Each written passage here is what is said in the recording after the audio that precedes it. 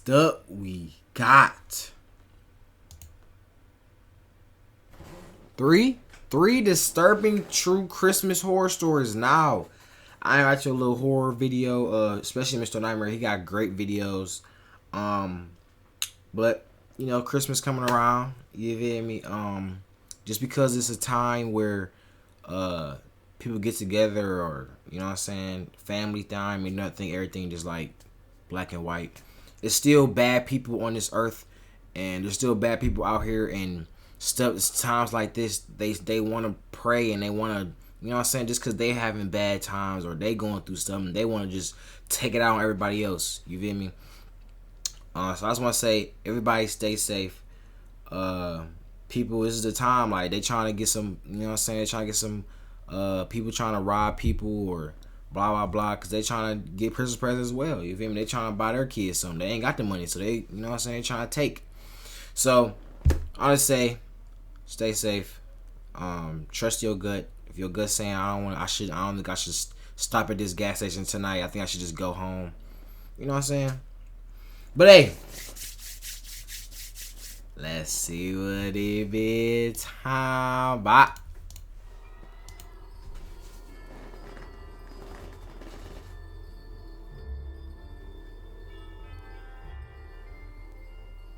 It was a cold December night a week before Christmas.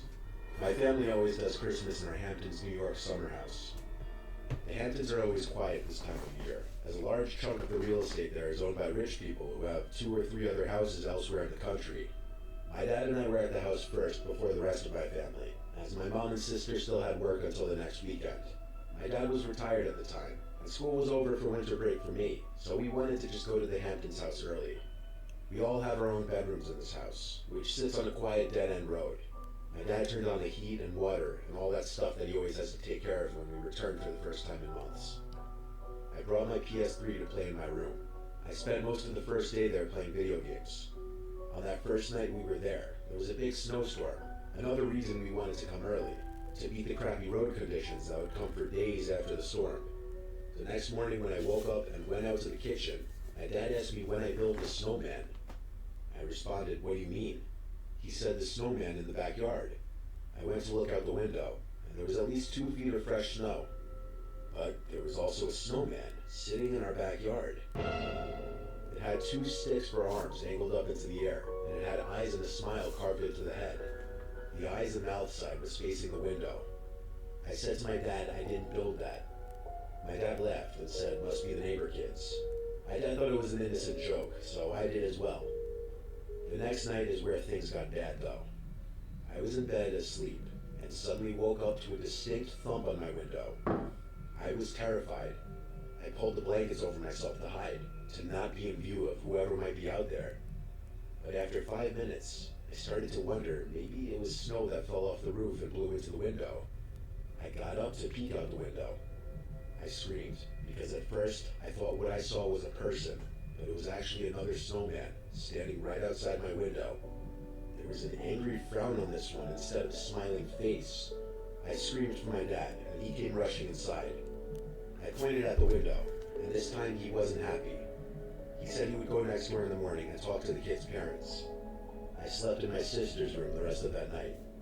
The next morning, my dad went next door and rang the bell. But they weren't home. There were no cars in the driveway. That meant they weren't even in town. That was the only nearby house with kids in it, so this didn't exactly help explain the situation. For 5 or 6 days straight, nothing else happened until Christmas Eve night. The rest of our immediate family, plus all 4 of our grandparents, were now in the house. We were in the living room. This was before dinner, but it was already dark out. Someone knocked on the front door instead of using the doorbell. We weren't expecting any other family.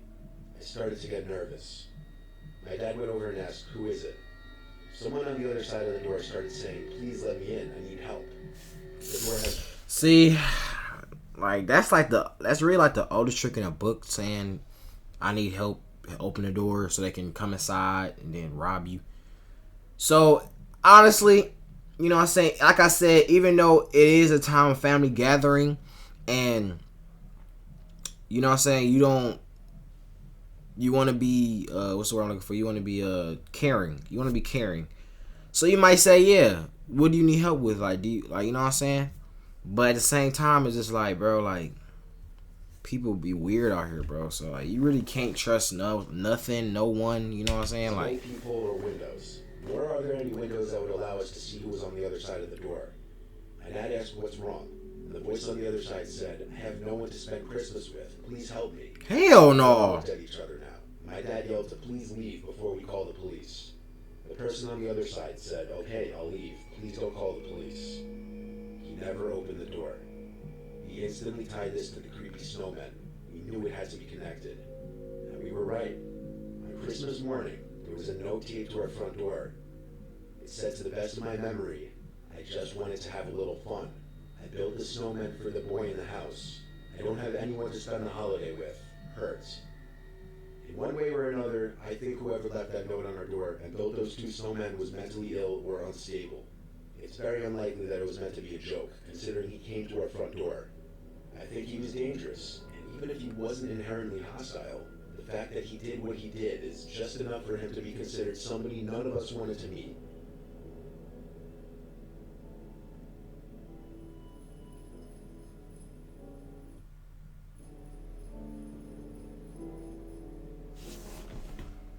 It was Christmas of 2016. My name is Andre, and at the time I was 21 years old. Our family was all at our Uncle Joshua's place for the holidays. Well, it was Christmas Eve. My immediate family, plus my cousins and other close family, decided let's go to my uncle and aunt's place in downtown Miami. We come from Connecticut, so we're not used to warm weather around the holidays. It was Friday, the day before Christmas Eve. My brother Nico and I, being young single males and being in Miami, wanted to go out. We were hearing about a bunch of Christmas-themed parties going on at clubs and bars.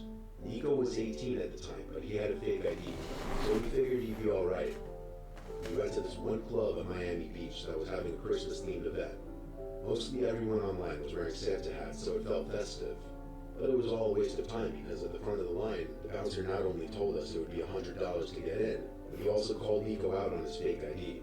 So we tried a bar not too far away. We got into this one. There were some people wearing Santa hats here too. I guess that was expected on the weekend of Christmas. While we were at the bar, this older woman started talking to Nico. I overheard most of their conversation. The woman appeared to be mid-40s, and I heard her keep telling my brother how she had such a thing for younger guys with Hispanic accents. To be honest, it sounded kind of creepy and weird, but Nico was probably blinded by the fact that a woman was hitting on him.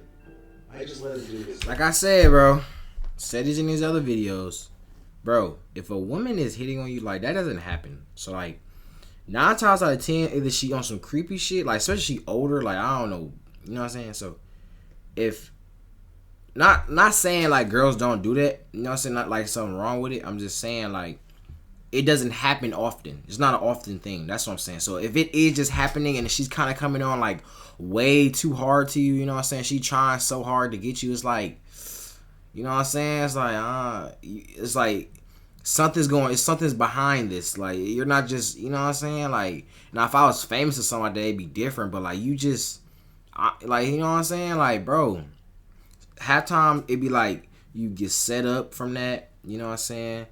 She tell you come to her house, you feel me, or come to your house, take you back to her house, and then she called, you know what I'm saying, people set you up, you in there in the bedroom with her, you know, butt naked, you feel me, and you know what I'm saying, they come in, rob your house just like that. What else? Set up, shit, she might kill you herself. She might do it. You know what I'm saying? She might do it whole time. You know what I'm saying? Because if it don't matter if you have a gun on you or not, like, whoever get the up on you, like, whoever pull the gun out on you first, you know what I'm saying, you have to reach and pull it out yourself. You know what I'm saying? She could literally just shoot you. So she could just do it herself. She could just rob you herself. You know what I'm saying? So it's like, you just gotta watch out, bro. You just gotta. The woman was wearing a blue Santa hat and had on a sexually provocative Christmas sweater. The two of them were talking for so long that I ended up making friends with the guy sitting next to me at the bar. Then suddenly Nico patted me on my shoulder and said he's going to leave with the woman. I told him all right. I was happy for him, I guess. I stayed at the bar not much longer after that, and I just called an Uber back to my uncle's, assuming Nico would be spending the night with the woman. I was mid-Uber ride when my phone rang. Nico was calling me. I picked up to static. It sounded as though maybe he pocket dialed me. but I heard a male's voice in the background that didn't sound like my brother. And then suddenly another male's voice could be heard yelling. I said Nico's name over and over, trying for acknowledgement, but the call eventually disconnected. Obviously, this was a pretty concerning phone call. I was under the impression he was alone with a woman. I tried calling him like 10 times, and finally someone picked up. But it wasn't Nico. It was the voice of some older man with an extremely deep voice. I asked who this was. He said he found his phone on the sidewalk. I asked him if he could drop the phone off at my uncle's place, or if he could meet me somewhere. He didn't answer that. I just heard talking in the background, and then I heard screaming. It was Nico's voice in the background, screaming my name, screaming help. Then the call disconnected. I asked the Uber driver to pull over, as I was freaking out trying to call anyone in my family. It was late, no one was picking up. I explained the situation to the driver, and he advised I call the police immediately. That's what I did. The police came to my uncle's place, where I woke my family up, informing them that Nico was in trouble. I had to give my best description of the woman's appearance from the bar and what time he left the bar. Then my dad and I, along with the police, went to the bar that we were at, and it was then that I got a phone call from a random number. It was Nico. He was out of breath, gasping into the phone, explaining that he was kidnapped and barely escaped.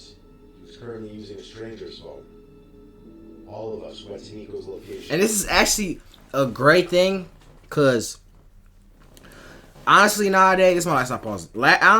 Nowadays, people do not remember phone numbers. You know what I'm saying? Like, so you just have your phone, your like your best contacts, you know what I'm saying, your closest friends or whatever, and it's in your phone, blah blah blah. You don't remember the actual phone number because you know it's the contact. You don't need to remember it. You know what I'm saying? But stuff like this could happen, and if you don't have the contact to the number, what are you gonna do?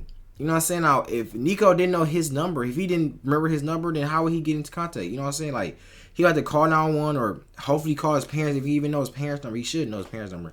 Or someone else, you know what I'm saying? So it's like, bro, that's why another thing, like, it's really good that I just came up, because I have a trouble with that, because I don't, you know what I'm saying? Same thing with me. Like, I don't, feel me? I don't really think about that. You feel me? But it's really important that we remember your loved ones. You say loved ones, or you know what I'm saying, anyone that could help you in a case of a endangerment. It was a sketchy street somewhere in North Miami.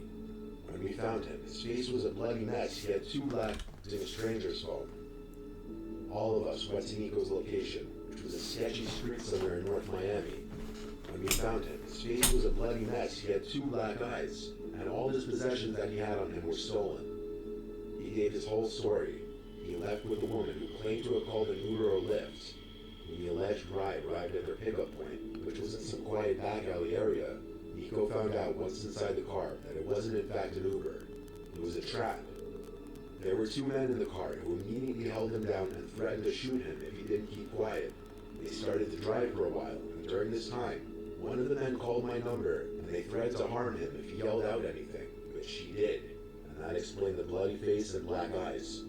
They broke his phone, took his wallet, keys, and whatever else was on him. As the car was... Keys? I hope it's not car keys. Because if it's car keys, bro, do not tell me, bro.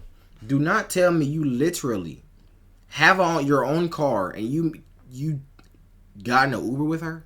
He must be talking about keys to his house or something. I don't know. What are you talking about? What keys, bro?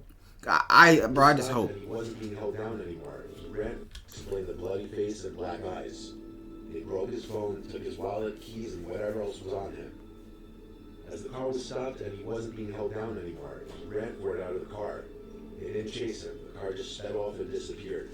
He said he believed they were going to kill him and dump his body somewhere if he didn't run. Police apparently were never able to identify the woman who appeared in the video footage from the bar. Nico said none of the men were wearing masks, for whatever reason he thought they'd kill him. This completely ruined the entire holiday weekend, but we were all just happy he was alive. On Christmas night, we were all awoken to Nico's screams in the middle of the night. He was screaming, "She's in the house." I woke him up from whatever nightmare he was having. Oh my God, I have to say though, him screaming, "She's in the house," made me think back to her creepy smile. It made me sleep with one eye open that night. Hell nah, dude. Hell nah. Never going back to Miami. I bet they never going back to Miami. No cap. I don't know if this was a. It might have been. I don't know what that was actually. I bought a small house with my brother George a couple years back. We hosted Christmas the first year we lived in the house, just as a way of getting the family to see the place and getting everyone together for the first time in forever. We don't have the biggest family in the world, so it was the two of us, our parents, our aunt and uncle, cousin, and our sister and two nephews. Our sister came with our nephews and her husband first to help us out with the cooking and preparing. They brought their dog Mika along as well. Since they live 2 hours away, they were going to be spending the night at our house. The rest of our family lives under an hour away, so they wouldn't be staying. Not that that house would have much more room for additional people staying over anyway. During our Christmas dinner, at one point we talked about some of the murders that happened in our area recently. Bodies had been found in the woods in our county. It wasn't a topic that we kept going long, as our mom and my sister wanted us to drop it for the sake of the holiday and the kids. After dinner, we all had some wine. Wait. What did he say? More people staying over anyway. During our Christmas dinner, at one point we talked about some of the murders that happened in our area recently. Bodies had been found in the woods in our county. It wasn't a topic that we kept going long, as our mom and my sister wanted us to drop it for the sake of the holiday and the kids. After dinner, we all had some wine in the living room with the Christmas movie on in the background as we talked. After a few hours, the family started to slowly leave, until it was just my brother and I, and my sister, her husband, and her kids. The kids went to bed before us. The four of us stayed up later having more wine. My girlfriend ended up coming over past 10 to spend the rest of the night with me, since all of her family had gone home. Eventually, Christmas night was over, and it was time to go to bed. I woke up to my girlfriend shaking me. The room was still dark. I groggily looked at the clock next to my bed. It said 2-something a.m. I asked my girlfriend what the issue was. She whispered, "Listen." I listened and heard Mika out in the hall growling. I got out of bed and entered the hall to see what was going on. Then I saw that the back door to our house was wide open, and a breeze of cold air started to hit me in the face. Mika was looking out the door. I checked if anyone was out there, and as I was at the back door, I heard my brother's voice call out my name for the darkness outside. He sounded like he was far away in the woods. I was worried he was in trouble or needed help with something. I went back to my room to tell my girlfriend as I put my shoes and coat on. I stepped outside with a flashlight. There was a light dusting of snow on the ground, enough to see footmarks leading from the back door down to the back deck towards the woods. I yelled back George's name very loudly. I heard his voice call back my name. It was confirmed he was in the woods now. But oddly, as I entered the woods, his footprints slowly faded and got harder to see, until they were just impossible to continue following entirely. I screamed back at the top of my lungs, "Where are you? What's wrong?" I once again heard George's voice call back just my name. Every time he called me, his voice was the same distance away. I was uncomfortable getting any further away from my house because I didn't want to get lost in the woods. I tried finally calling George's phone, but he didn't pick up. I continued a little further into the woods, but now George's yelling stopped. As much as I yelled out into the woods, there was dead silence. Not even the sound of a bug in the freezing cold. Just the sound of the light breeze. And suddenly my phone rang. I was hopeful it was George. It was my girlfriend. I picked up, and she said, "Chet, George is in his bedroom right now." "What?" I said. That didn't make any sense. I was hearing his voice this entire time in the woods. I asked her to check if my sister's husband was also still on one of the pull-out couches. And 30 seconds later, she said yes. Suddenly, I felt like I wasn't alone in the woods. Like anyone was about to grab me from any direction. I turned back the way I came and started running as fast as I could. I didn't stop until I saw the backyard light from my house becoming more visible through the trees. I made it back to my house, and everyone was awake now. George and everyone else had a look of horror on their faces when I explained that Mika was growling, looking at the wide open back door, and the fact that there were footprints leading into the woods. The scariest part was that I thought for sure the voice I was hearing was that of George. Whoever it was knew my name. We contemplated calling the police for half an hour, and then ended up doing so. A police officer came and just asked us any questions like if anything was stolen, if we know anyone that may mean us harm, etc. And within half an hour, after telling us to call back if anything else happens, he left. I don't know if I think this had anything to do with the murders that were going on at this time in our county, but I did think it was worth mentioning in the story. Nothing else did ever happen after that night, but we can't for the life of us logically explain any of this. I'm still scared to go in or near the woods past dark. Hey man, y'all like, comment, subscribe, comment, share me react to next, man. Follow me on Instagram, where I'm most active at. We on the grind at 10K, man. I'm out.